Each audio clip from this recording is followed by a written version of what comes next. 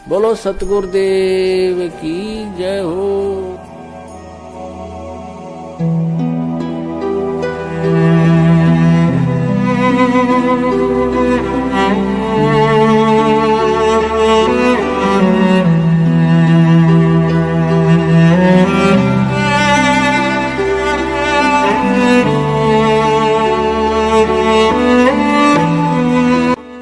बंदी छोड़ सतगुरु रामपाल जी महाराज जी की जय हो। परमात्मा की सभी प्यारी आत्माओं को पवनदास जयपुर वाले का सत्साहेब। पुण्यात्माओं, सतगुरु रामपाल जी महाराज जी ने एक समय सत्संग के माध्यम से भक्ति विधान के विषय में बताया था कि नाम दीक्षा लेने से पहले गुरु के विषय में आपको जो भी जानकारी या खोजबीन करनी है तो कर लीजिए। पहले साल 2 साल जितना मर्जी सत्संग सुनकर अन्य संतों के ज्ञान से परख करना है तो कर लीजिए। गुरु और ज्ञान के विषय में जितने भी आपके मन में भ्रांतियां और शंकाएं हैं उन्हें खत्म कर लीजिए। गुरु द्वारा दिए जाने वाले ज्ञान को गीता, बाइबल, वेद, कुरान, पुराण आदि किसी भी शास्त्र से मिलान करना है तो कर लीजिए। लेकिन नाम दीक्षा लेने के उपरांत अपने गुरुदेव पर शंका या किसी भी बात को लेकर उन पर अविश्वास जताना स्वयं की भक्ति व जीवन का नाश करने के समान है। संत रामपाल जी महाराज जी ने सैकड़ों बार जिक्र किया है कि ना ही तो मुझे नाम लेकर बकवाद करने वाले शिष्यों की जरूरत है और ना ही मुझे नकली संतों की तरह करोड़ 2 करोड़ चेले बनाकर महिमा की भूख है। सतलोक आश्रम बरवाला में केवल उन्हीं आत्माओं की जरूरत है जो तत्व ज्ञान को आधार बनाकर अपना आत्म कल्याण करवाने की इच्छुक हो।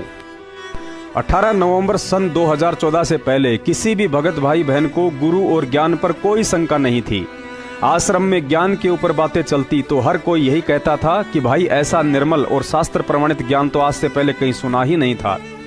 कोई कहता मैं तो 20 साल से राधा स्वामी पंथ में था, लेकिन सत्संग के नाम पर वही घिसी बीटी 2 बातें और कुछ नहीं। कोई कहता मेरी तो 3 पीढ़ियां कबीरपंथी हैं, लेकिन यथार्थ कबीरपंथ तो मुझे अब संत रामपाल जी महाराज जी की शरण में आकर मिला है। गुरु के विषय में बातें होती तो सबके मुख से यही निकलता था कि धन्य है हमारे भाग्य जो संत रामपाल जी महाराज जैसे सतगुरु मिले। कुछ कहते कि आशीर्वाद के समय उन्होंने जब पहली बार मेरे शीश पर हाथ रखा तो मुझे ऐसा लगा जैसे किसी ने मेरे सर से टनोटन भार उतार दिया हो। कोई कहता कि गुरुजी को जब पहली बार देखा तो ऐसा लगा जैसे मैं इनको सदियों से जानता हूँ और ये वही हैं जो आज बार बार मुझे सौपन में दर्शन दिया करते हैं। भंडारे की बातें होती तो भगत लोग यही कहते कि भाई ऐसा स्वादिष्ट भोजन जीवन में पहली बार खाया है। कुछ कहते कि ये खाना यहाँ का है ही नहीं, यह तो साक्षात सतलोक से आया है। लेकिन जैसे ही सतलोक आश्रम मैनेजमेंट की गलतियों व अहंकार के चलते बरवाला कांड 2014 हुआ तथा मीडिया ने आधा झूठ और आधा सच जनता के सामने परोसना शुरू किया तो उन 70% भक्तों को ज्ञान, गुरु, सत्संग, भगत और आश्रम को लेकर तरह तरह की शंकाओं ने ऐसे लपेट लिया जैसे भूखा अजगर बकरी को लपेटता है। जैसे ही मीडिया वालों ने सतलोक आश्रम के अंदर बना हुआ स्विमिंग पूल दिखाया, आश्रम के अंदर ही एक 5 मंजिला होटल जैसा शानदार बंगला दिखाया, उस बंगले के बाथरूमों में एसी लगी दिखाई, तो दुनिया के उन सभी सर्वश्रेष्ठ तत्व ज्ञान प्राप्त भक्तों को शंका होने लगी कि गुरुजी को क्या जरूरत थी आश्रम में स्विमिंग पूल बनाने की, इतना बड़ा आलीशान बंगला बनाने की। गुरुजी हमें तो कहते हैं कि बच्चों, तुम्हें इस काल लोक में कम से कम सुविधाओं का इस्तेमाल करते हुए एक साधारण जीवन जीना है, और खुद ने नहाने के लिए भी स्विमिंग पूल बनवा रखा था। हमें तो कहते थे कि घर तो 3.5 हाथ, गढ़ा तो 3.25 और खुद 5 मंजिला आलीशान कोठी में रहते थे। भाई, गुरुजी को संत होकर इन सब की क्या जरूरत थी? कबीर साहिब भी तो एक झोपड़ी में रहकर साधारण सा जीवन जिया करते थे। गुरुजी अपने आप को परमात्मा कबीर साहब का भेजा हुआ प्रतिनिधि बताते हैं कि मुझे परमात्मा ने अपनी पावर देकर भेजा हुआ है। फिर गुरुजी को 30-30 बंदूक वाले बॉडीगार्ड की क्या जरूरत थी? दुश्मन तो बनारस में कबीर साहिब जी के भी थे, लेकिन उन्होंने तो कभी अपने साथ एक लठैत भी नहीं रखा। कबीर साहिब जी के साथ भी शेख तकी जैसे दुष्टों ने 52 कसनियां कसी थी, लेकिन उनके चमत्कार और समर्थता के आगे सब फेल हो गए थे। फिर गुरुजी के पास अगर कोई शक्ति थी तो बरवाला कांड में कोई चमत्कार क्यों नहीं दिखाया? पुण्यात्माओं, बरवाला कांड के बाद सैकड़ों की संख्या में ऐसे ऐसे महापुरुषों की शक्ल दास की आंखों के सामने आज भी घूम रही है, जिन्होंने अपने घर से गुरुजी की फोटो और पुस्तकें फटे पुराने बोरे में डालकर कुएं में फेंक दी थी और आज गुरुजी के वकील बनकर उनसे मिलने के लिए हिसार जेल में जाते हैं। नाम बताऊंगा तो उस पाखंडी व्यक्ति को आज रात नींद नहीं आएगी। जिस भक्ति को शिखर में पहुंचाने के लिए आज दुनिया का एकमात्र संत 2-2 बार जेल जा चुका है, दो कौड़ी के इंसानों की गालियां खाता है, अपने भाई बंधु और परिवार के जुल्म सहता है, उस भक्ति के विषय में आदरणीय गरीबदास जी महाराज जी ने पवित्र ग्रंथ साहिब में राम राय जी को समझाते हुए बताया था कि भाई राम राय, सूली ऊपर सेज सुनो रे झूम करा, कि राम राय, परमात्मा कबीर साहिब जी की ये सत भक्ति करना किसी ऐरे गहरे और घिसे पिटे कुसंस्कार वाले जीव के बस की बात नहीं है। इस भक्ति पर तो लाखों में से कोई एक सूरमा ही बड़ी मुश्किल से टिक पाता है।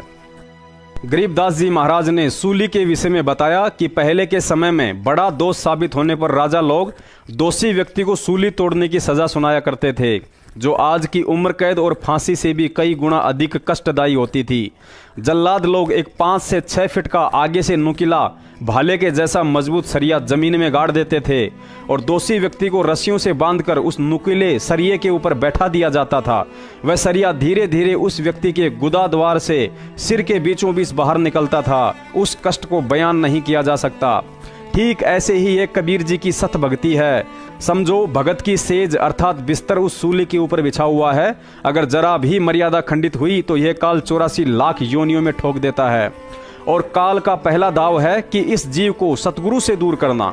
उसके लिए यह क्या क्या घटिया तरीके और घातक सूक्ष्म हथियारों का इस्तेमाल करता है, परमात्मा ही जानते हैं। ऐसा ही हथियार और एक घटिया चाल चलते हुए काल भगवान ने शैतान बना भगवान नामक पुस्तक को 15 साल बाद फिर से मोहरा बनाया है। दास ने यह मनगढ़ंत पुस्तक आज से 2 साल पहले ही पढ़ ली थी। आपको जानकर हंसी भी आएगी कि यह पुस्तक परम संत सतगुरु रामपाल जी महाराज जी को टारगेट करते हुए एक ऐसे व्यक्ति ने लिखी है जो किसी जमाने में उनका शिष्य हुआ करता था। नाम है संजय उर्फ संत कृष्णदास जी महाराज, जिला अंबाला, हरियाणा। इसके नाम से ही साबित हो रहा है कि किसी जमाने में संत रामपाल जी महाराज की शरण में यह व्यक्ति भगत बनकर मोक्ष प्राप्ति की उम्मीद में आया था, या उनसे थोड़ा बहुत ज्ञान, ध्यान और समाधान लेकर संत का चोला धारण करने की इच्छा से भगत बनने का नाटक करने आया था। संत कृष्णदास महाराज की तरह और भी कई ऐसे महापुरुष हैं जो सतगुरु रामपाल जी महाराज जी से विमुख होकर अपना अलग से चिमटा गाड़ चुके हैं। और यह कोई बड़ी बात भी नहीं है, क्योंकि कबीर साहिब जी अपनी वाणी में बताते हैं कि साहिब के दरबार में गाहक कोटि अनंत, 4 चीज ये चाहते, रिद्धि सिद्धि मान महंत। एक और वाणी में परमात्मा ने बताया कि साहिब के दरबार में ऐसा कोई एक, इन तीनों को छोड़कर वो चाहे पुरुष अलेख। दास ने 2 साल पहले ही इस मनगढ़ंत पुस्तक शैतान बना भगवान को पढ़कर रद्दी में डाल दी थी। लेकिन काल तो काल है, वह तो अपने स्वार्थवश कचरे का भी सदुपयोग करना जानता है और अपने कुछ एजेंटों के माध्यम से उस परम संत को भक्तों व दुनिया की नजरों में गिराने का घटिया कुप्रयास करवाने की कोशिश कर रहा है। लेकिन वो कहावत है ना कि 100 गीदड़ मिलकर भी एक शेर का शिकार नहीं कर सकते। और अपने संत बनने के घटिया मंसूबों में सफल ना होने पर जिस गुरुद्रोही व्यक्ति संत कृष्णदास महाराज द्वारा यह पुस्तक लिखवाकर काल जिसका शिकार करने की फिराक में है, वह शेर नहीं बल्कि अध्यात्म का बब्बर शेर है। और उस बब्बर शेर के सामने जब 650 साल पहले दिल्ली के बादशाह सिकंदर लोदी के दरबार में हाथी ने लीद कर डाली थी, तो आज इस कृष्णदास जैसे 2 कौड़ी के गीदड़ों की क्या औकात है जो संत रामपाल जी महाराज जी के ज्ञान आधारी मजबूत पौधों का पत्ता तक हिला दे। शैतान बना भगवान पुस्तक के लेखक का असली नाम संजय दास था। बाद में छुड़ानी धाम के अवधूत स्वामी भगत राम जी से दीक्षा लेकर आज अंबाला में स्वयं संत कृष्णदास महाराज बनकर लोगों को फर्जी दीक्षा दे रहा है। यह व्यक्ति सन 1994 में संत रामपाल जी महाराज जी का शिष्य बना था। 5-6 साल तक उनके साथ सत्संगों में आता जाता रहा। उसके बाद सितंबर सन 2000 में इसके जीवन में क्या भूकंप आया, देखिए इसी पुस्तक के पेज नंबर 8 पर, जब यह डोंगी संत कृष्णदास अपने चेलों को झूठी बकवास सुना रहा था। पुण्यात्माओं, इस कृष्णदास और इसके चेलों के इस बनावटी संवाद को जरा गौर से पढ़ना और सुनना, क्योंकि आगे जब इस झूठ का विश्लेषण किया जाएगा तो आपको समझने में आसानी रहेगी। पुण्यात्माओं, ये पुस्तक है शैतान बना भगवान, इसका पेज नंबर 9 है। और आप जिसे प्रार्थना है इसको थोड़ा ध्यान से सुनना, इसकी एक एक बात को, क्योंकि आगे परमात्मा इसका विश्लेषण करवाएंगे तो आप जी को समझने में आसानी होगी। ये जो संजय है, संजय उर्फ कृष्णदास महाराज, ये अपने शिष्यों को बता रहा है सतगुरु देव जी के विषय में। क्या बता रहा है? पृष्ठ नंबर 60 पर, मुझे संत रामपाल दास को नाम देने की आज्ञा मेरे पूज्य गुरुदेव स्वामी राम देवानंद जी ने दी। कबीर साहिब हमारे परमेश्वर हैं। पुण्यात्मा, इस लाइन को ध्यान से पढ़ना। कबीर साहिब हमारे परमेश्वर हैं, वे समय समय पर मुझ दास को संभालते रहते हैं। यानी ये गुरुजी के विषय में बता रहा है कि संत रामपाल जी महाराज ने एक पुस्तक में लिखा है कि कबीर जी हमारे परमेश्वर हैं और वे समय समय पर मुझ दास को संभालते रहते हैं। आगे फिर ये अपने चेलों को क्या बता रहा है, इन सभी ढोंगी बनावटी बातों का एक ही उत्तर मैं आपको समझाऊंगा। परमेश्वर कबीर साहिब जी को तो एक नौकर बना लिया जो टाइम टाइम पर इनकी संभाल करते रहते हैं। दिव्य दृष्टि दे दी जो सब ब्रह्मांडों को देखकर चित्र बनाए हैं। एसी गाड़ी में बैठे बैठे दिव्य दृष्टि सारे ब्रह्मांडों ने देख ले से। आसन लगाकर बैठना, थोड़ी देर मालिक का ध्यान करना, यो तो ढोंगियों का काम होता से, संतों का थोड़ी होता है। संतों इसी गाड़ी में बैठकर मोबाइल फोन सुनते सुनते चारों तरफ से राइफल बंदूक पिस्तौलों वालों का पहरा लगाकर दिव्य दृष्टि ने खोल ले से। जब सब देखकर चित्र बनाए से। सन 1951 में कबीर साहिब जी ने भेजा था और परमेश्वर कबीर साहिब मार्च 1997 से मिल गए थे। उसके बाद संभाल रहे हैं। अभी आगे अपने भक्तों को क्या कह रहा है, मेरे प्यारे भक्तों, परमेश्वर कबीर की प्यारी जीव आत्माओं, इस प्रकार की ढोंग की बातें बताकर ये भोले भाले जीवों को अपने जाल में फंसाते हैं। मेरी आंखों के सामने की घटना सन 2000 में घटी, जो मैं उस समय इनके संत रामपाल दास जी के साथ रहता था। भक्ति का प्यासा था। सतगुरु गरीबदास महाराज जी की फूल रूपी वाणी का मैं भंवरा था। महाराज की वाणी प्रचार में दिन रात इनके साथ रहता था। न धूप न छाया, न दिन न रात, कुछ भी नजर नहीं आता था।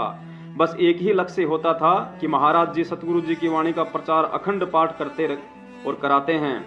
इसमें हर प्रकार से सेवा करते हुए शरीर को पूरा कर देना है।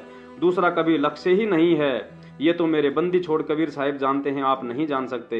परंतु मेरे जीवन में सितंबर 2000 में एक भयंकर तूफान आया जिसने मेरे कुछ अज्ञान के पर्दे दूर किए।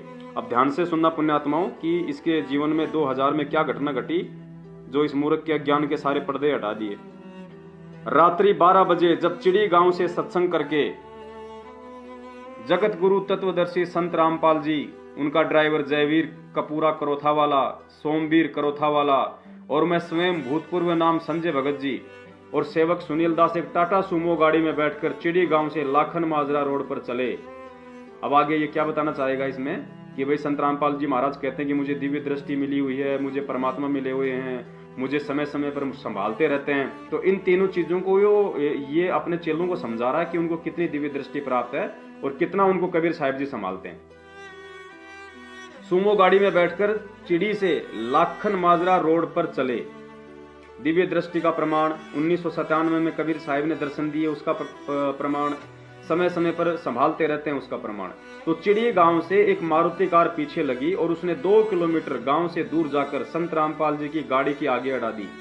3 बदमाश टाइप के नौजवान लड़के उतर आए और आते ही गाड़ी की चाबी निकाल ली। हम सबको नीचे उतार लिया और सन 1951 में परमेश्वर जी के भेजे हुए जगतगुरु को भी गले से पकड़कर नीचे उतार लिया और गंदी गंदी गालियां दी जो मैं यहाँ नहीं लिख सकता। लगभग 200 फुट दूर ले गए। 5 मिनट तक आपस में बातचीत चलती रही। क्या बातें हुई मुझे मालूम नहीं। उसके बाद गाड़ी के पास ले आए।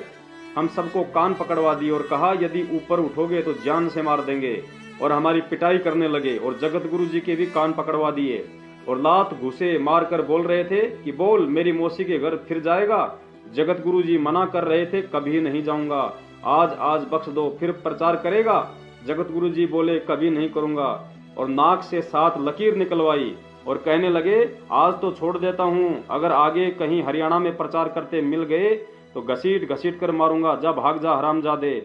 और इतना कहकर पिटाई करते करते चाबी वापस दे दी और हमारे को कहने लगे कि इस लुच्चे आदमी की गैलियां मिल गए हो, तुम्हारा भी नंबर लगेगा। पुण्यात्माओं, इस उपरोक्त घटना से स्पष्ट होता है कि यह कृष्णदास महामूर्ख किस्म का व्यक्ति है जो ज्ञान आधार से नहीं जुड़ा हुआ था।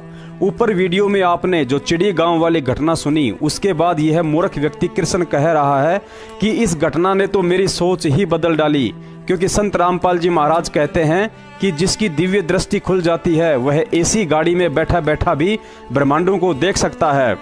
और इसी आधार से उन्होंने ब्रह्मांडों का लघु चित्र भी बनाया था। यदि संत रामपाल जी महाराज की दिव्य दृष्टि खुल गई थी तो उन्हें यह क्यों दिखाई नहीं दिया कि चिड़ी गांव से बाहर निकलने के बाद कुछ लड़के मारुति गाड़ी लेकर उनके साथ साथ हमें भी लात घुसू से मारने वाले हैं। पुण्यात्माओं, कबीर साहिब जी कहते हैं कि वाणी ही से पहचान ये कुटिल नीत की घात, अंदर की करनी की निकले मुख से बात। इस महामूर्ख व्यक्ति कृष्णदास के मुख से निकले इसके शब्द ही यह साबित करते हैं कि इसकी सोच और बुद्धि का स्तर पहले भी पशु तुल्य था और आज भी है।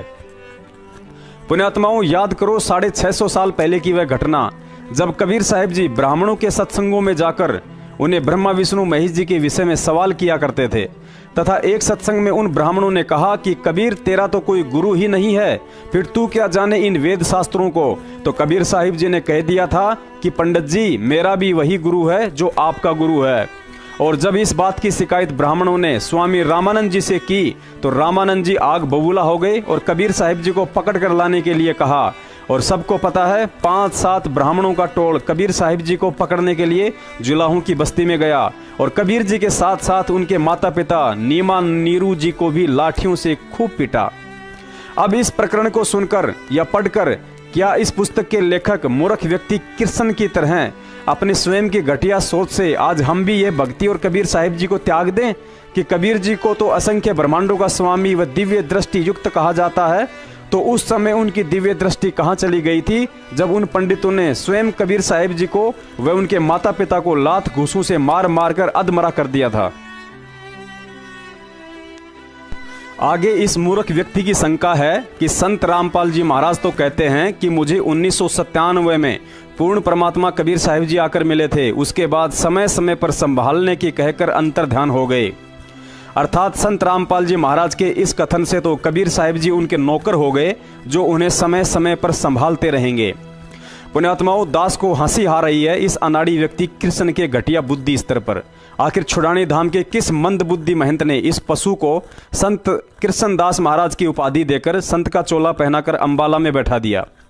विचार करें, एक पिता अपने बच्चे को अच्छी शिक्षा के लिए घर से दूर शहर की किसी बढ़िया स्कूल में प्रवेश दिलवाकर वही हॉस्टल में उसके रहने खाने की सारी व्यवस्था करवाकर वापस घर को चलते समय उस बच्चे से कहे कि बेटा अच्छे से पढ़ाई करना और घबराने की कोई बात नहीं है, मैं समय समय पर तुझे संभालता रहूंगा, चिंता मत करना। तो क्या वह पिता उस बच्चे का नौकर बन गया? नहीं, क्योंकि यह उस पिता की जिम्मेदारी बनती है कि वह अपने बच्चे को संभालता रहे ताकि बच्चा अपने आप को असुरक्षित और अकेला महसूस ना करे। परमात्मा कहते हैं, अंधे की बाँ पकड़ी अंधे ने, ये मार्ग कौन बतासी। छुड़ानी धाम के अवधूत स्वामी भगत राम जी के इस काल प्रेरित शिष्य कृष्णदास महाराज द्वारा अपनी घटिया सोच आधार से अपने पहले गुरु संत रामपाल जी महाराज जी में दोष निकालना अपने आप में एक मूर्खता की मिसाल है। असल में यह व्यक्ति भगत नहीं बल्कि काल एजेंट था। अगर इसका उद्देश्य शिष्य बनकर भक्ति ही करना होता तो छुड़ानी धाम के महंत अवधूत स्वामी भगत राम जी से दीक्षा लेकर एक भगत बनकर भक्ति करता, न कि अंबाला में आश्रम खोलकर संत गिरी का ढोंग करके अपने साथ साथ सैकड़ों व्यक्तियों को शिष्य बनाकर उनका जीवन बर्बाद करता। पुण्यात्माओं, आगे इस पुस्तक के पेज नंबर 11 पर यह मूर्ख व्यक्ति कह रहा है कि मैं तो एक सामान्य व्यक्ति हूँ, ना ही कबीर जी का अवतार हूँ और ना ही मुझे संत रामपाल जी महाराज की तरह दिव्य दृष्टि प्राप्त है।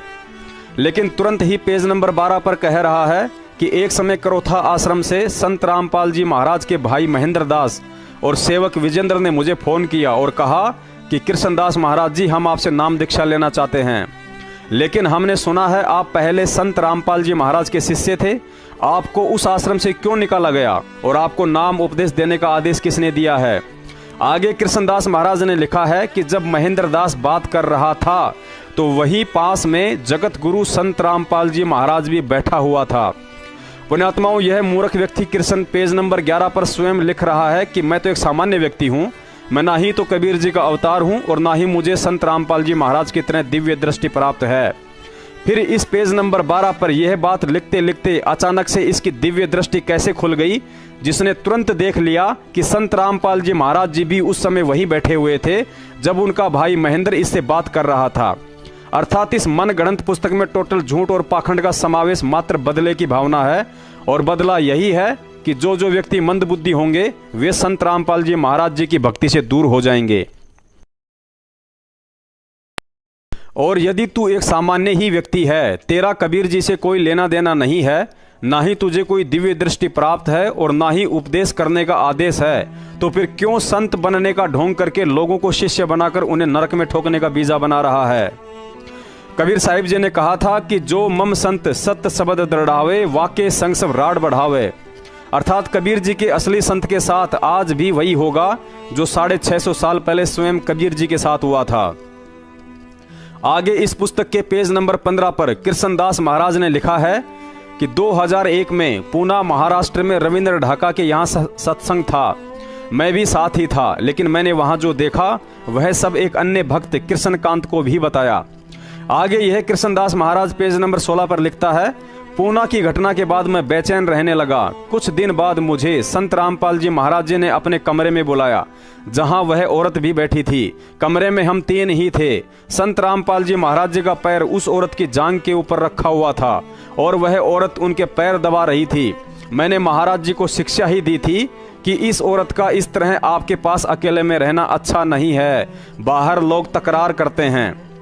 पुण्यात्माओं, दास केवल इस निराधार पुस्तक की उवाबाई को आप जी के समक्ष इसलिए रख रहा है ताकि आप जी को भी पता चल सके कि भक्तों का भक्ति से विश्वास दिगाने के लिए काल अपने दूतों को गुरुद्रोही बनाकर किस हद तक गिरा सकता है। आगे लिखा है, जब मैंने महाराज जी को शिक्षा दी तो वह शिक्षा मेरे ही उल्टी पड़ गई। वह औरत बोली, मैं तो ऐसे ही रहूंगी, जिसकी माँ ने दूध पिलाया है हटा के देख ले। उसके बाद संत रामपाल जी महाराज जी ने भी यही कहा कि ये तो ऐसे ही आएगी, जिसे रहना है रहे, नहीं तो जा सकता है। पुण्यात्माओं, यह कहानी पूरी तरह से बनावटी है और यदि असली है तो भी दुनिया में इसका निष्कर्ष केवल तत्व ज्ञान ही निकाल सकता है। कृष्णदास जी, जब तक एक शिष्य गुरु मर्यादा में है तब तक भ्रमित तो उसे काल भी नहीं कर सकता। फिर आप और आपकी यह पुस्तक कौन से खेत की मूली है। परमात्मा कहते हैं, और ज्ञान सब ज्ञानड़ी, कबीर ज्ञान सो ज्ञान, जैसे गोला तोप का करता चले मैदान। हाल ही चंडीगढ़ हाईकोर्ट ने एक ऐसे व्यक्ति को 7 साल जेल में रहने के बाद बाइज्जत बरी किया है, जिसको निचली अदालत ने उम्र कैद की सजा सुनाई थी। उस पर आरोप था कि उसने एक लड़की को अगवा करके घर ले जाकर अपनी माँ, पत्नी और बहन के सामने उसका बलात्कार किया। लेकिन जब मामला हाईकोर्ट में गया तो जज ने उसे बाइज्जत बरी करते हुए फैसला सुनाया कि कोई गिरे से गिरा हुआ व्यक्ति भी अपनी माँ, बहन और बीवी के सामने किसी का बलात्कार नहीं कर सकता। पुण्यात्माओं, ठीक इसी तरह आज के दिन इस पृथ्वी सहित 21 ब्रह्मांडों में ऐसा कोई संत महंत विद्यमान नहीं है और ना ही 650 साल पहले कबीर साहिब जी के अलावा कोई था जो अपने माता पिता का गुरु बनकर भक्ति करवाता था और बेटा होकर माँ बाप को आशीर्वाद देता था और माँ बाप दोनों अपने बेटे को जमीन पर लेटकर दंडवत प्रणाम किया करते थे। यह कर्म और हिम्मत कोई इंसान नहीं बल्कि परमात्मा ही कर सकता है।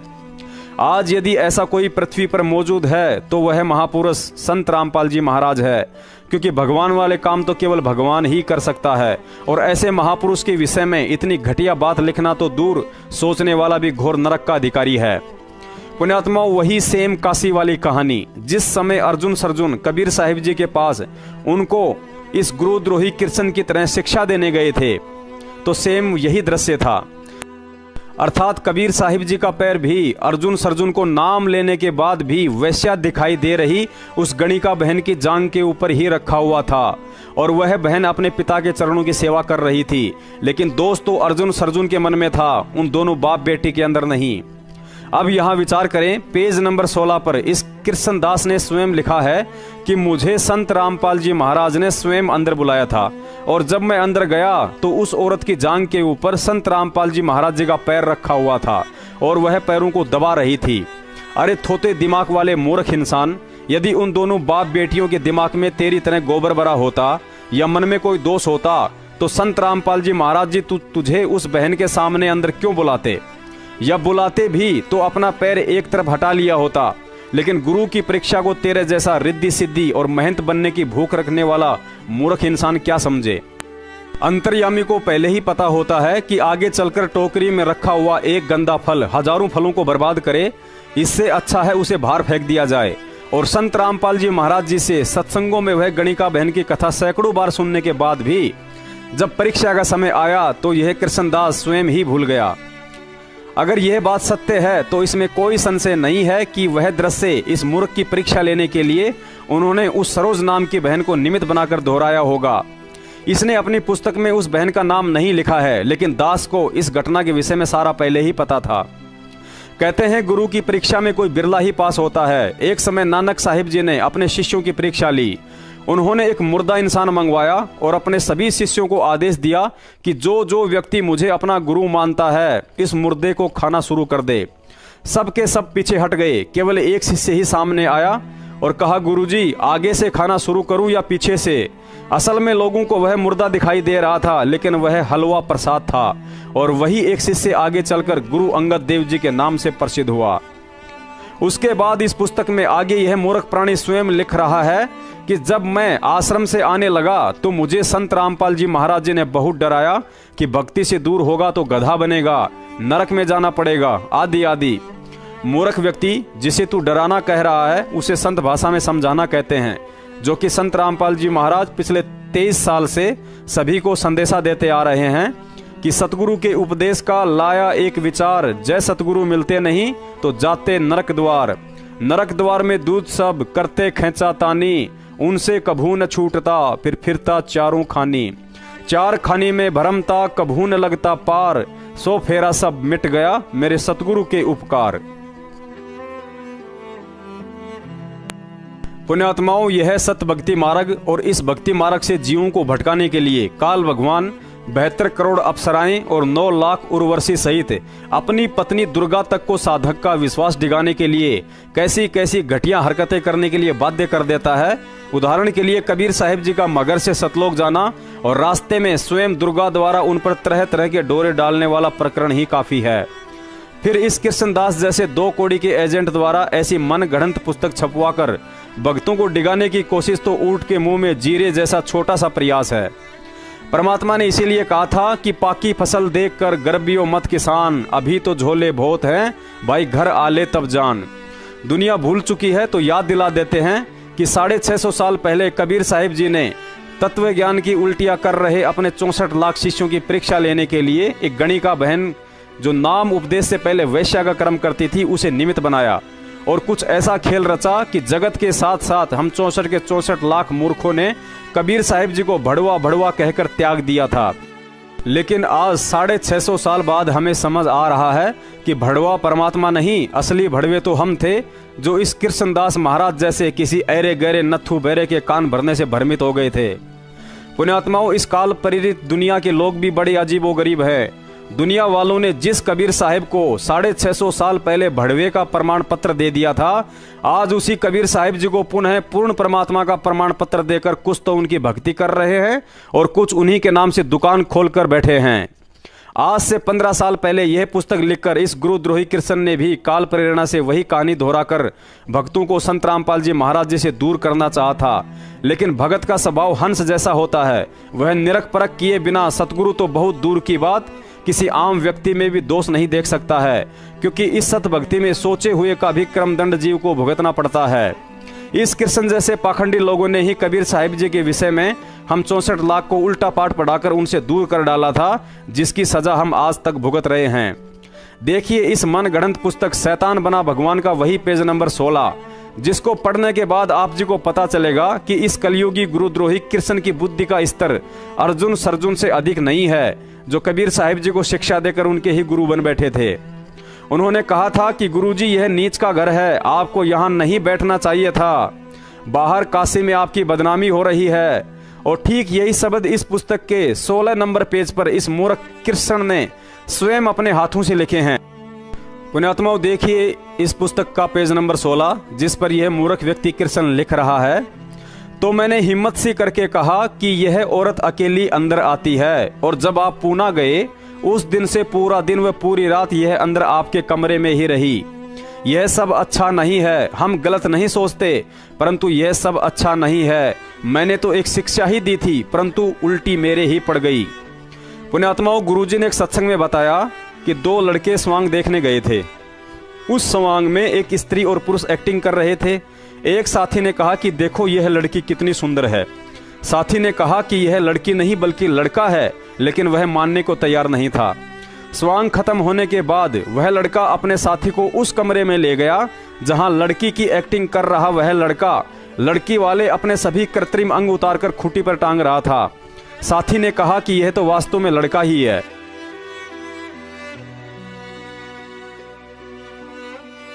पुण्यात्माओं, गुरुजी ने बताया जब अगली बार वह लड़का दोबारा स्वांग देखने गया तो वही लड़की और लड़का एक्टिंग कर रहे थे, लेकिन उसके मन में जरा भी उन्हें देखकर लड़की वाले भाव नहीं आ रहे थे, क्योंकि उसे पता चल गया था कि ये दोनों लड़के हैं, केवल बनावटी वस्त्र और अंग लड़की वाले पहन रखे हैं। पुण्यात्माओं, ठीक ये स्थिति संत की होती है। जब इस बात की जानकारी सतगुरु रामपाल जी महाराज जी के लाखों भक्तों को हो चुकी है कि असल में हम सब आत्मा हैं और काल भगवान ने इस आत्मा के ऊपर जीवों को मोह माया में फंसाने के लिए नर और नारी करके यह बनावटी खोल पहना रखी है, तो बुद्धिमान व्यक्ति विचार कर सकता है कि लाखों लोगों की सोच बदलने वाले परम संत रामपाल जी महाराज जी की स्वयं की क्या सोच होगी। दूसरी बात, सतगुरु रामपाल जी महाराज जी को केवल वही व्यक्ति पहचान सकता है जो कोयल का बच्चा होगा। गुरु आश्रम में हो या किसी भगत के घर, यदि एक शिष्य या शिष्या को उनके पास रात दिन रहकर सेवा का अवसर मिल जाए तो उस आत्मा के लिए इससे बड़ा सौभाग्य और क्या हो सकता है। शिष्य और गुरु का रिश्ता बाप बेटी के रिश्ते से कई गुना बढ़कर होता है। इसे कोई मूर्ख क्या समझे। ये तो ऐसा है जैसे गूंगा व्यक्ति गुड़ खाकर उसका स्वाद नहीं बता सकता। केवल इस रिश्ते को शुद्ध आत्मा ही अनुभव कर सकती है। बाकी आरोप लगाने वालों ने तो साक्षात कबीर साहिब जी को भी नहीं बख्शा था। कबीर साहिब जी कहते हैं, गुरु करो 10 पांचा, जब तक ना मिले गुरु सांचा। यही बात पवित्र पुस्तक ज्ञान गंगा में परम संत रामपाल जी महाराज जी ने लिखी है। यदि मुझसे उपदेश लेने के बाद भी आपको यह ज्ञान समझ में नहीं आता है तो बेहिचक अपना गुरु बदल सकते हैं, लेकिन साथ ही भक्ति विधान के हिसाब से एक हिदायत भी दी है कि अपने गुरु की निंदा कतई ना करें, क्योंकि संत का निंदक पाप का भागी बनता है और गुरुद्रोही कहलाता है। और आजकल व्हाट्सएप पर शैतान बना भगवान पुस्तक का ज्यादा से ज्यादा कुप्रचार वही गुरुद्रोही व्यक्ति कर रहे हैं जो बरवाला कांड के बाद अपनी अज्ञानता और महामूर्खता वश संत रामपाल जी महाराज जी की सत भक्ति को त्याग कर एक काल प्रेरित पंथ मदन पंथ में जा रहे हैं, क्योंकि उस पंथ के प्रचारक नितिन रायजादा को संत रामपाल जी महाराज जी से कुछ आवश्यकता से ज्यादा ही ईर्ष्या है। ये व्यक्ति भक्ति तो वैराग्य साहिब की करता है, लेकिन इसके दिमाग में सिमरन 24 घंटे सतगुरु रामपाल जी महाराज जी के नाम का ही चलता रहता है।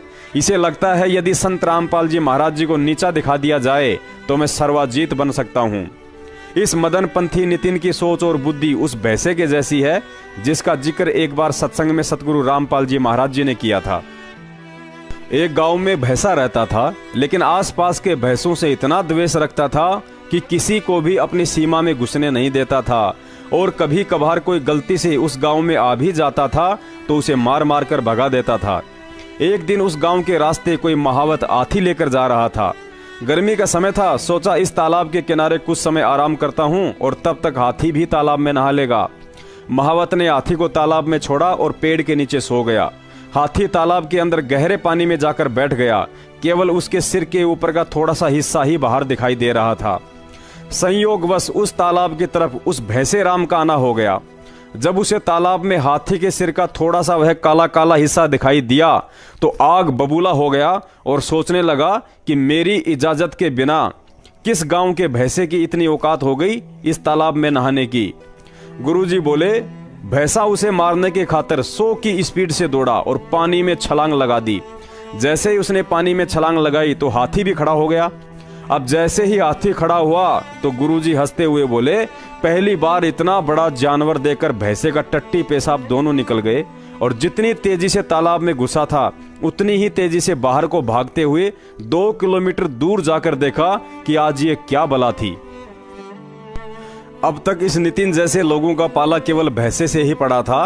अब पहली बार अध्यात्म के हाथी परम संत रामपाल जी महाराज जी से आमना सामना हुआ है, और अंत में सिवाय गोबर करते हुए भागने के अलावा इसके पास और कोई चारा नहीं बचेगा। पुण्यात्माओं, सतगुरु के मुख कमल से निकली कोई भी वाणी या शब्द अनायास नहीं होता है। उसका एक गहरा और गूढ़ अर्थ होता है। ये अलग बात है कि हम उसे समझ नहीं पाते। यदि सतगुरु रामपाल जी महाराज जी ने कबीर सागर और सूक्ष्म वेद से कुछ वाणियां छांटकर हमें नित्य नियम बनाकर दिया है, या अपने सत्संगों में वे बार बार हमें सुनाते हैं, तो समझो वाणियों का गहरा राज है। ऐसी ही एक वाणी है, द्वार धनी के पड़या रहे और धक्के धनी के खा, सो काल झकझोल ही पर द्वार छोड़ ना जा। यहाँ सतगुरु ने हमें शिक्षा दी है, अभी तक तुम काल के ग्रास थे, लेकिन अब तुम युगों युगों से थक हार कर इस काल की कैद से निकलकर मेरी शरण में आ चुके हो। परंतु काल भी प्रबल शक्ति है, अपना शिकार इतनी आसानी से छोड़ता नहीं है। मैं तुम्हें तत्व ज्ञान देकर मजबूत बनाऊंगा तो काल भी उतनी ही तेजी से अज्ञान फैलाकर तुम्हें पुनः भ्रमित करने की हर संभव कोशिश करेगा। मैं तुम्हें सत्य से परिचित कराऊंगा तो काल भी उतनी ही तेजी से तुम्हें किसी न किसी बहाने झूठ की नाव में सैर करवाने का भरकस प्रयत्न करेगा। मैं तुम्हें भक्ति और भगवान पर विश्वास दिलाने के लिए 100 सत्य प्रमाण दिखाऊंगा तो दूसरी तरफ ये काल तुम्हारे सामने सैकड़ों सफेद झूठ परोसेगा जो बूर के लड्डू की तरह होगा, दिखने में सुंदर लेकिन खाने में 2 आने के भी नहीं। ऐसा ही एक और बूर का लड्डू इस पुस्तक शैतान बना भगवान के पेज नंबर 5 पर जबरन परोसा गया है। कृष्णदास महाराज लिखता है कि स्वयं मेरे सामने महेंद्र ने शब्द उच्चारण किए हैं, हमें तो ज्ञान नहीं था, पहले अज्ञान में समय बर्बाद कर दिया, हम दोनों भाई बैठकर पीते थे। वाह रे मेरे कृष्णदास महाराज, तूने उदाहरण भी दिया तो ऐसे महापुरुष का दिया। जब 100 झूठे इंसान मरते हैं तो उस जैसा एक पैदा होता है, यानी महेंद्र भगोड़ा। बरवाला कांड के बाद इस महेंद्र के चरित्र को देखने के बाद संत रामपाल जी महाराज का भगत जरूरत पड़ी तो कुत्ते की बात पर यकीन कर लेगा, लेकिन इस दुष्ट महेंद्र की बातों पर नहीं। हमने गुरु संत रामपाल जी महाराज को बनाया है, काल एजेंट महेंद्र को नहीं।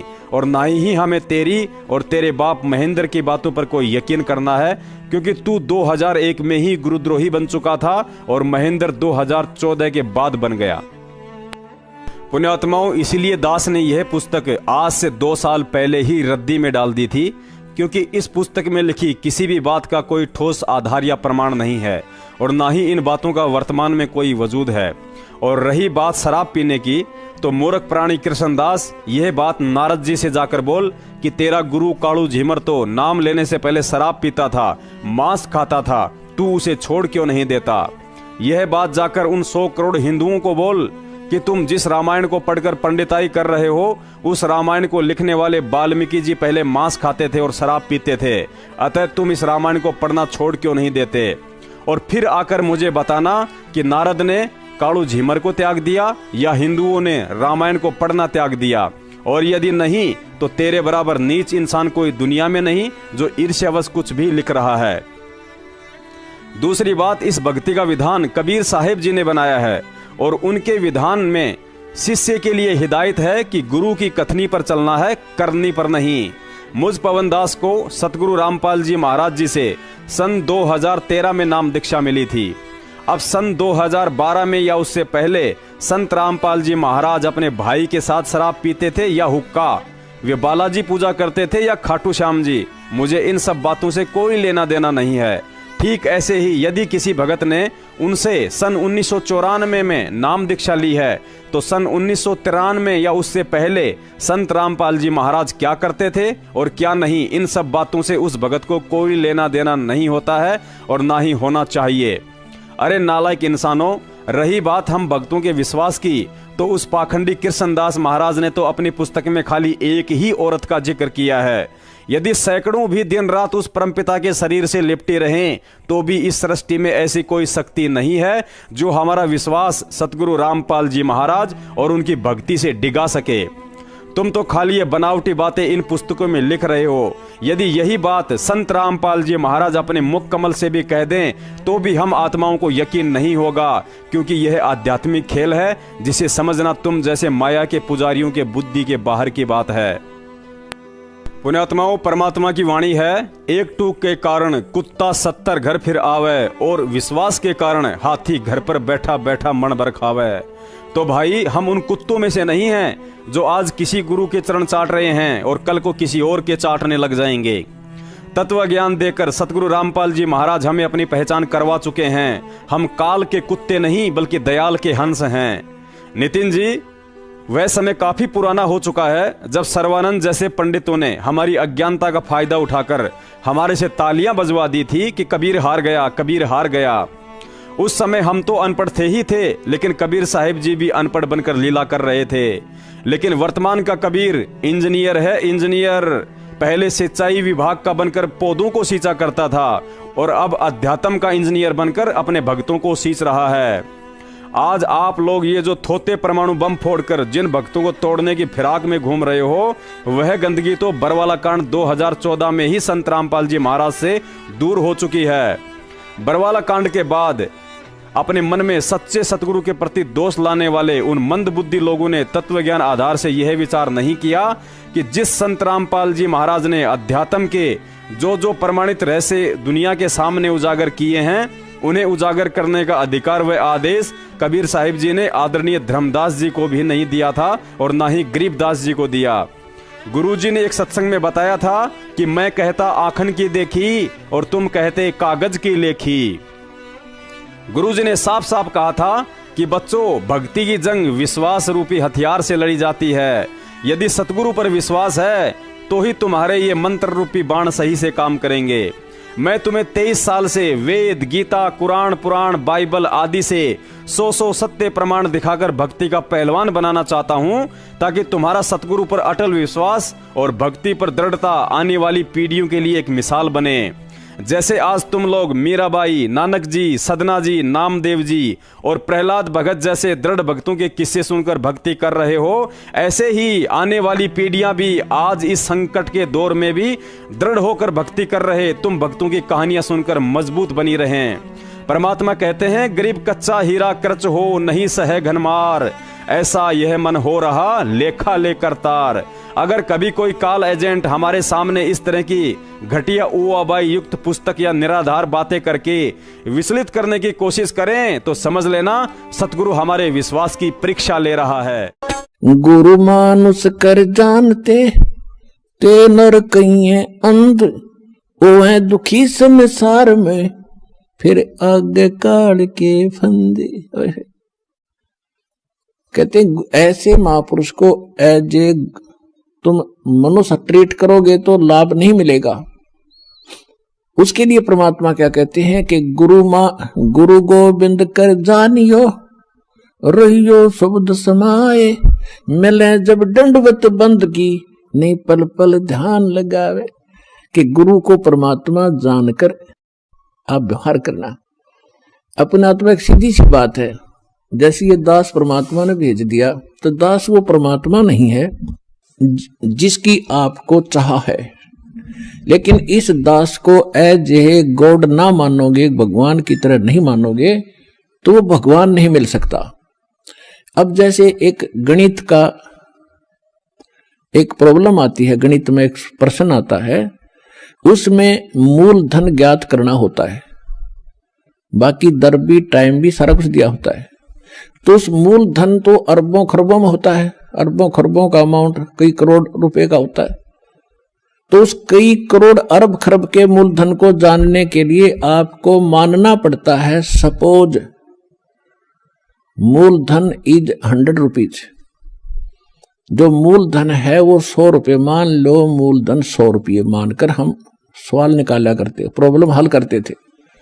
तो वो प्रश्न का हल ऐसे ही होगा, ना हो ही नहीं सकता।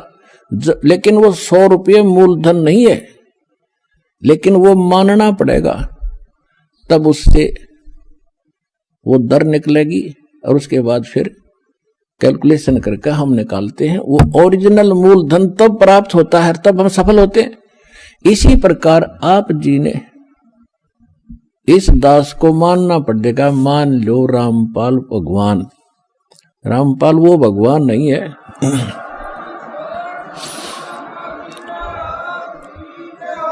और इसको एज ए गुरु ट्रीट करके, एज ए गॉड ट्रीट करके आपने अपनी आदत सुधारनी है। क्योंकि जब आप यहां से जाओगे, यहां से चलते ही गुरु का रोल, पहले भी रोल है, फिर भी आपके साथ रहेगा। इस दास के रूप में आपका नीचे से गणेश जी के दरबार से अकाउंट क्लियर कराता चलेंगे। यानी आप जब यहां से चलोगे तो ऑटोमेटिकली आपके रास्ते साफ पाओगे। जैसे स्थान स्थान पर वो खड़े होते हैं, चौराहे पर सिपाही होते हैं ट्रैफिक को डाइवर्ट करने के लिए, ऐसे जब आप संसार छोड़ कर चलोगे, आपको आप बताते चलेंगे आप इधर जाओ, आप इधर जाओ, तो आप गणेश जी के उसमें जाओगे। वहां जाते आपको क्लियरेंस चिट मिलेगी, अग जाइए जी आप जाओ। क्योंकि आपकी भक्ति ऐसी बन जाएगी, उनसे आप ऋणमुक्त होते चले जाओगे। फिर आओगे स्वाद चक्र में, यानी सावित्री ब्रह्मा के दरबार में, तो वहां भी आपको क्लियर चिट मिलेगी, आप जाओ जी, आपका काम पूरा, क्योंकि परमात्मा पहले करवा के जा चुका होगा इस दास के रूप में, और फिर आगे जाके बैठ जाता त्रिकुटी के ऊपर, जहां मालिक का यहाँ इस ब्रह्मांड में एक मूल स्थान है, ऑफिस है, कार्यालय है। जैसे प्रत्येक देश में प्रत्येक देश का एक राजदूत भवन होता है, तो इस दास के रूप में आपको परमात्मा उस त्रिकुटी पर मिलेगा। तो फिर आप जाओगे नाभि कमल में। नाभि कमल में विष्णु और लक्ष्मी जी का दरबार है, वहां आपको फिर वहां से अकाउंट क्लियर लेना पड़ेगा, वो भी चिट आपको तैयार मिलेगी, नो ड्यू सर्टिफिकेट। फिर आप आओगे हृदय कमल में, विष्णु पार्वती और शिव का जो दरबार है, फिर वहां से आप चलोगे, और फिर आओगे आप कंठ कमल में, दुर्गा का स्थान है, वहां से भी आपको क्लियर चिट मिलेगी। फिर आप पहुंचोगे त्रिकुटी पर। त्रिकुटी पर जाकर के फिर 3 रास्ते बन जाते हैं, उसको त्रिवेणी बोलते हैं। इन्हें कख भी नहीं पता त्रिकुटी पर। ये राधा स्वामी वाले कहते हैं हमने कोई जरूरत नहीं वेद ग्रंथों का, किसी को हम नीचे के भगवानों से हमने कोई लेना देना नहीं, हम तो सीधे त्रिकुटी में ध्यान लगाते हैं। त्रिकुटी को बरवाड़ा का बस स्टैंड है, वहीं पहुंच जाओगे त्रिकुटी पे, वाह भाई वाह। त्रिकुटी तक पहुंचने के लिए बहुत जोर लगेगा तुम्हारा, 7 जन्म भी नहीं, 100 जन्म नहीं पहुंच सकते। साधनाओं से 5 काल नाम के जानो, 5 काल के नाम जो आप करते हो, साधना कोई है नहीं, गुरु तुम्हारे है ही नहीं। क्योंकि जो राधा स्वामी के मुखिया थे शिवदयाल जी, उसका कोई गुरु नहीं, और वो भूत बनकर अपनी शिष्या में बोल रहा है, जैसे हम भूत बोलते हैं। यहाँ पर आप देख लो किस किस के अंदर बातें करते, ऐसा वो बातें कर रहा है वहां पर। तो कहने का भाव ये है कि त्रिकुटी पर जब आप पहुंचोगे तो वहां इस दास के रूप में परमात्मा मिलेंगे, और जैसा व्यवहार विचार आपका यहाँ है और जो डिमांड आप यहाँ लेकर मर रहे हो, तो वहां जाके फिर नहीं मांगोगे कोठी चाहिए जी, कार बन जाए, तो परमात्मा कहेंगे जाते नीचे तू कार कोठी ले, वापस भेज देंगे। तो ये भी आपकी इच्छा यहां से इसलिए हटाई जाती है कि केवल ये मांगो, साई इतना दीजियो जा मैं कुटुंब समावे, हम भी भूखे न रहे अतिथि न भूखो जावे। बता फिर क्या रहे, क्या मांगने। कुटुंब समान का अर्थ है परिवार की रिक्वायरमेंट ऑफ द फैमिली। अब रिक्वायरमेंट अगर आपने कोई मोटरसाइकिल की आवश्यकता है तो वो भी देगा भगवान, अवश्य देगा। अगर आपको कार की आवश्यकता तो कार भी देगा, ये गारंटीड समझ लेना।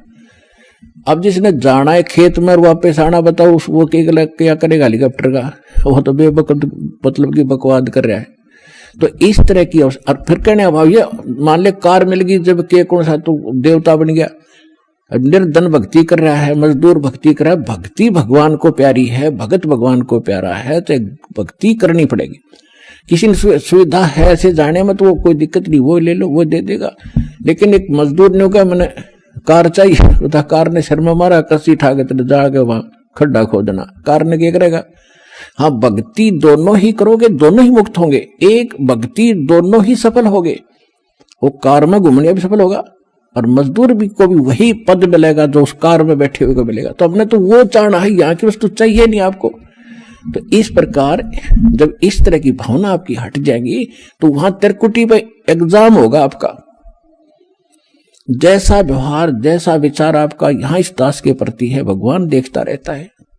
कहते मौला बैठा मोरचे और देखे जन की भेड़, दवा 10 कोट जम किंकर तहां एक नाम की खेड़। अब जैसे यहाँ आपको तरीके बताए जाते हैं, उदाहरण और एग्जाम्पल दे दे के, कथा सुना के, कि परमात्मा जब तपस्या पर आए काल के इस लोक में, तो धर्मदास जी को परमात्मा बता रहे हैं कि जब मैंने उस काल को ये कहा, परमेश्वर कबीर जी बता रहे हैं कि जब मैंने उस काल को ये कहा कि मैं नीचे जाऊंगा और सब जीवों को बताऊंगा तो भगवान नहीं है, और सब गलत मंत्र जाप कर रहे हैं, उनको यथार्थ ज्ञान दूंगा, यथार्थ मंत्र दूंगा और सब जीवों को पार करके सतलोक ले जाऊंगा। तूने बहुत दुखी कर दिया इनको, भगवान की आत्माओं को। तब वो काल इतना ताकतवर है कि मेरे ऊपर झपट्टा मारा मारने के लिए, तो मैंने सतनाम का जाप शुरू कर दिया। और जो ही मैंने सिमरण किया श्वास से, ऐसे गिर गया जैसे पक्षी की पांख कट जाती है। तो कहने का भाव यह है कि जब आप पर कोई आपत्ति आती है, प्रथम मंत्र मिला है तो उसका सिमरण कर दिए शुरू, और सेकंड मिला है सतनाम तो सतनाम का सिमरण शुरू कर दीजिए। सारनाम मिला है तो वो तो कहना है क्या है, वो सिमरण कर दीजिए। तो तीनों ही एक जैसा प्रोटेक्शन करेंगे यहाँ की आपदाओं में। तो यहाँ परमात्मा हमें बताना चाह रहे हैं, तो यहाँ हमें बताना चाह रहे हैं कि जब कोई भी आपत्ति आवे तो अपने श्वास का सिमरण आपने शुरू कर देना चाहिए। और उस श्वास उस केंद्रित, जैसे मौला बैठा मोर्चे और देखे जन की भेड़, भेड़ माने भिड़ंत, यानी किस तरीके से ये लड़ता है। जैसे एक सैनिक है और उसके पास बंदूक है, गन है, अब वो गन न छोड़ के और पत्थर ठाको मारने चल रहे तो किसा क्या कल है उसके अंदर। तो आपको ये सतनाम, ये नाम की एक बंदूक दे रखी है, हथियार दे रखा है इस काल के दूतों के साथ लड़ने के लिए। अब जब आपके ऊपर आपत्ति आती है, यम के दूत आते हैं, चाहे परमात्मा लिखा, गरीबदास जी ने लिखा है कि वो परमात्मा आपकी हर गतिविधि देखता भक्त की, और आपको ये भी देखता है कि ये किस तरह से उनसे निपटेगा काल के दूतों से। कहते 12 करोड़ यम के दूत, 4 दूतों की तो बात ही छोड़ो जो तुम्हें लेने आते हैं। अगर 12 करोड़ यम के दूत सामने खड़े हों और आपने एक सिमरण कर दिया, वो 12 करोड़ न्यू पड़ेंगे, जाके एक दूसरे के ऊपर उछलते भागते नजर आओगे, न्यू मैदान साफ कर जाएंगे।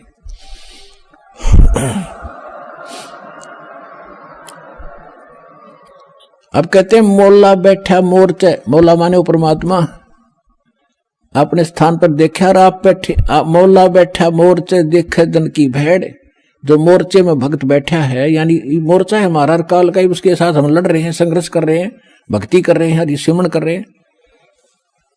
और कहते हैं उस जैसे आपत्ति आती है उस समय अपना सिमरण शुरू करो दाता का, सब बातें भूल के। और वहां नो का हरी मां मर गया बचाइए तो कहेगा भगत है वो। तो परमात्मा ये देखता है कि वहां आप कैसे, कौन सा फार्मूला अपनाओगे, तो वो तरीके आपको यहां बताए जाते हैं। तो वहां एग्जाम होगा त्रिकुटी बजा का आपका। तो यहां परमात्मा कहते मौला बैठा मोर्चा देखे जन की भेड़, आपकी लड़ाई देखता है, भिड़ंत देखता है, यो कैसे मुकाबला करता है। बंदूक धर के पत्थर ठाता है या बंदूक दिखावा है, तो फिर ज्यादा फर्क पड़ जाए, बंदूक दिखाते हैं। तो सिमरण स्वरूप नाम के सिमरण से संकट टलेंगे। और कहते हैं 12 कोट जम किंकर जहां, 12 दूत यम के दूत सारे के सारे आपके सामने आ जाओ, और एक नाम की खैड़, खैड़ माने टक्कर नु मारा सब गिरता चल तगड़ा आदमी होता है। तो ऐसे वो मंत्र की इतनी जबरदस्त शक्ति है, क्योंकि ये ज्ञान जो बोला गया था सिंपल और अनएजुकेटेड व्यक्ति थे, उनको सिंपल लैंग्वेज में समझाना था। तो वो परमात्मा आपकी भिड़ंत यानी आपकी एक्सरसाइज देखता है कैसे कर रहा है। तो वो जैसे इस दास के साथ आप व्यवहार, जैसे आप यहाँ डिमांड करते हो, तो धीरे धीरे देखो प्रथम बार को भक्त आता है उसको तो कंपलसरी है, वो तो मांग गएगा, और ये भगवान देगा ही देगा, इसके घर में कोई घाटा है कोई नहीं। ज्ञान इसलिए दिया जाता है कि तू क्या मांग रहा है उतना मांग ले जितनी तुझे जरूरत है, और बाकी भगवान पर छोड़। उसने क्या पता नहीं मेरे बच्चे को क्या आगे आवश्यकता है, आगे तैयार खड़ा पाओगा आपका, आपसे पहले खड़ा मिलेगा, इसको किस चीज की आवश्यकता है। पति भरता जमी पर जो जो धर पाओ, समर्थ झाड़ू देत है ना काटा लग जाए। तो आप उसके हो गए, तो फिर आपके जीवन रूपी सफर में झाड़ू लेकर, कहते हैं मैं उसका दास हूं। दास किसे कहते हैं? गुलाम को। भगवान दास भी पीछे रह जाए, लेकिन भगवान आपकी पुकार से सुनते ही आगे खड़ा पाओगा, और उसको पहले भी खड़ा पाएगा कि मेरा बच्चा आ रहा है, और साफ कर दो कि देश के कर्म के कांटे ना चुभ जा। तो इतना आपने इस मालिक में समर्पित होना पड़ेगा पतिव्रता की तरह, तब लाभ होगा।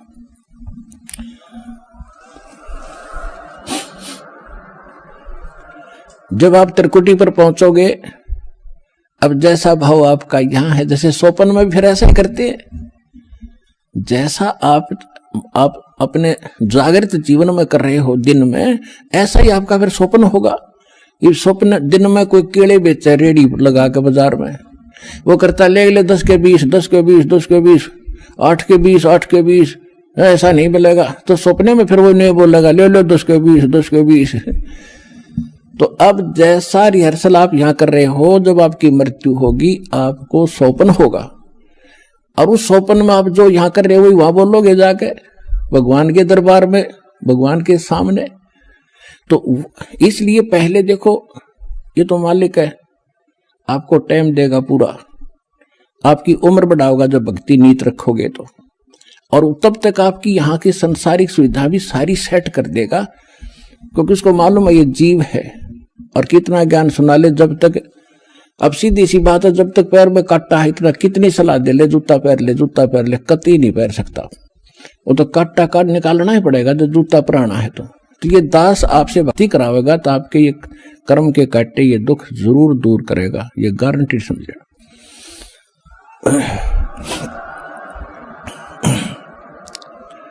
तो उसके लिए आपको धैर्य रखना पड़ेगा। धीरे धीरे रे मना धीरे सब कुछ हो, और माली सीते 100 घड़ा ऋतुआएं फलो।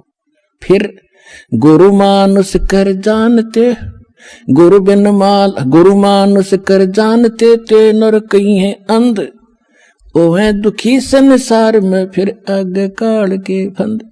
परमात्मा आपको तिरकटी में मिलेंगे, वहां जाते आप समर्पित हो, जैसे दंडवत करोगे तो देखोगे मुंह की तरफ, और परमात्मा जिधर जाएंगे आप पीछे पीछे वहीं भाग लोगे, वहीं साथ जाओगे। तो वहां आपको धर्मराज के दरबार में ले जाया जाएगा, गेल जाएंगे दाता साथ में इस दास के रूप में। भाई कर ले गुरु वकील मुकदमा भारी है। परमात्मा सब तरह की सलाह देते हैं कि गुरु आपके एज एडवोकेट का भी काम करेगा उस धर्मराज या न्यायाधीश के दरबार में, जो यहाँ का चीफ जस्टिस है 21 ब्रह्मांड का, एक ब्रह्मांड का। तो वहां साथ जाएंगे दास के रूप में परमात्मा, और उनको कहेंगे कि सर निकालो गीता अध्याय नंबर 18 के श्लोक नंबर 66 को।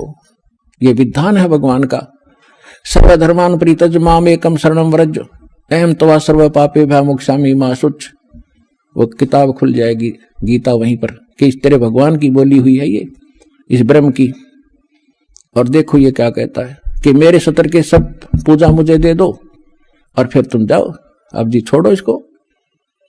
ये ओम नाम का जाप जो सतनाम में जो सेकंड मंत्र आपको दिया जाता है, उसमें प्रथम जो मंत्र है सतनाम 2 अक्षर का, जो पहला अक्षर का मंत्र है ये ब्रह्म का है ओम।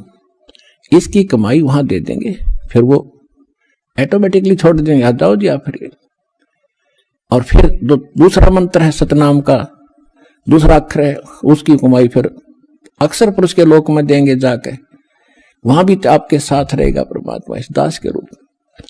और जब फिर 11वां द्वार पार किया, फिर 12वें द्वार को पार करके तब सतलोक में जाया जाएगा। ये 11वां द्वार कोई 10वें द्वार तक अटक रहा है, एक न की 11वीं खिड़की पर सुन ली अधूरा सधूरा। ये थे नीम हकीम, ये मधु परमहंस रांझडी वाला, 11वीं खिड़की आगे किशन नहीं पाई आज तक। ये थे काल के दूत।